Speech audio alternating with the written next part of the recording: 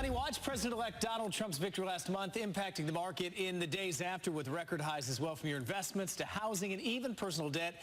It is important to prepare for a new president financially as we approach Trump's inauguration coming up next month. Certified Financial Planner and our good friend Joe Bert is here to talk us about what should we be doing now. Joe, good to see you. Morning, Ryan. Good to see you. So I have a feeling you say ride the markets out, and that's probably what you would advise here. That it's up and down, right. Stay the course. That's what I suggested, stay the course, but it's been a great 6 weeks or so since the election, and things are really taking off. It's been a great run in the markets, and this is a president that made a lot of his money off of housing and in that sector. Yes. How might that affect housing when he was into real estate so much? Well, I don't think directly, because you have to remember he was a developer, hotels and so forth.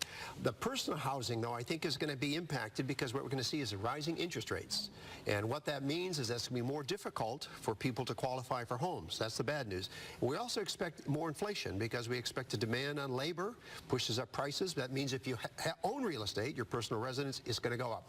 But it's the first-time home buyers are probably have a little bit more difficulty qualifying for homes with rising interest rates and rising prices. Yeah, we've seen mortgage rates shoot up just in the month or so since the election. What does it mean for people with personal debt? What would you advise them? Well, what's happening with personal debt is, as you know, Janet Yellen raised interest rates recently, and quarter of a point, 25 basis points.